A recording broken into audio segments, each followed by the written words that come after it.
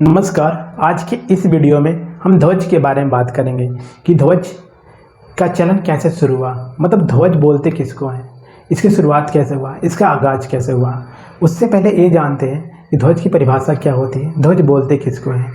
तो ध्वज यानी झंडा, एक कपड़े का टुकड़ा जिस पर कोई पैटर्न, पिक्चर या कोई निशान बना होता है, जो किसी राष्ट्र, मुल्क, समुदाय, संगठन, सेना या किसी खास व्यक्ति के प्रतीक चिन्ह या तिरंगा को दर्शाता है, उसका प्रतिनिधित्व करता है, उसकी गरिमा को दर्शाता है, ध्वज कहते हैं।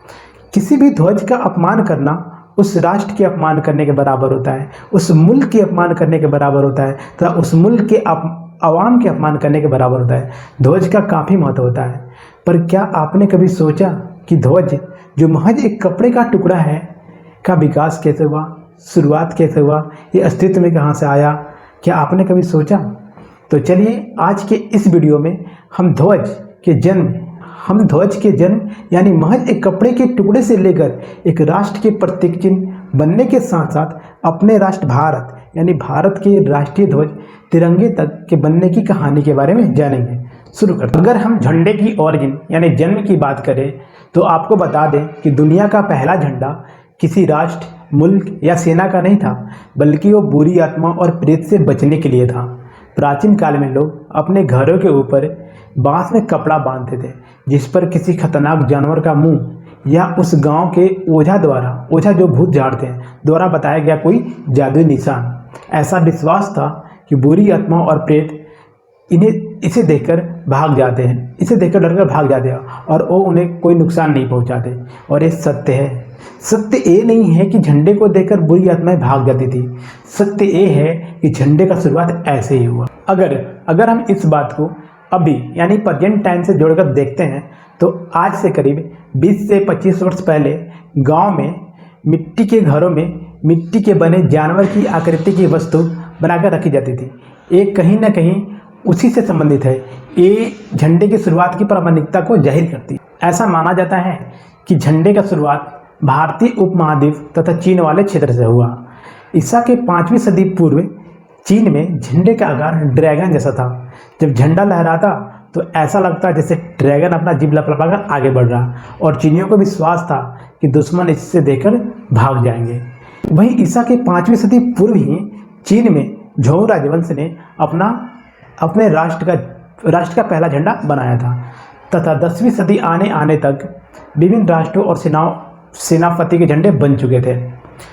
जब युद्ध होता तो युद्ध में सेनापति और राजा दोनों का झंडा जाता था। सेनापति का झंडा सेना के आगे और राजा का झंडा सेना के बीच में।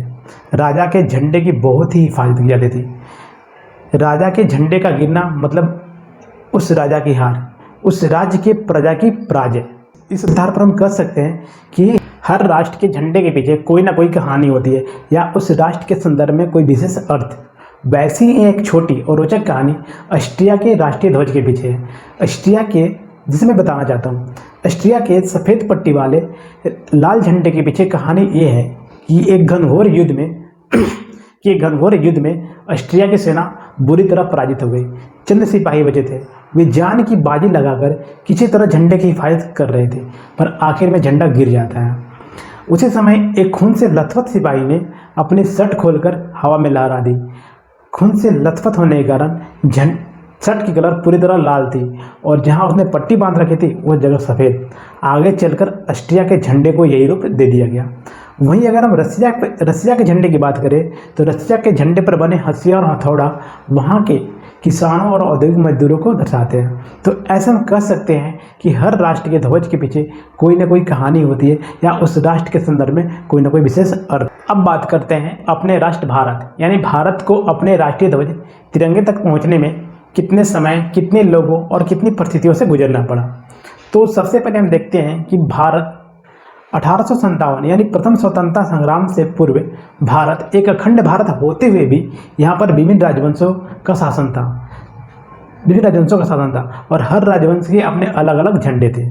पर जब 1857 की क्रांति हुई और उसमें अंग्रेजों की जीत हुई तो अंग्रेजों ने भारत के विभिन्न छोटे छोटे राजवंशों को आपस में समेटना शुरू कर दिया और आपस में समेटकर पूरे भारत पर शासन स्थापित किया और भारत को एक औपनिवेशिक राज्य बना लिया। इस औपनिवेशिक राज्य को दिखाने के लिए अंग्रेजों को एक झंडे की जरूरत पड़ी। इस दौरान अंग्रेजों ने भारत के लिए एक राष्ट्रीय ध्वज जारी किया। भारत के लिए एक राष्ट्रीय ध्वज जारी किया। तो इस तरह से हम कह सकते हैं कि पूरे भारत के लिए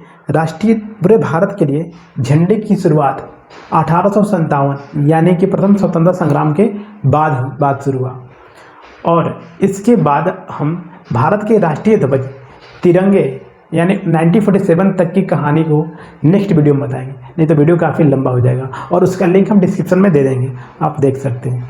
thank you, thanks for watching. जय हिंद।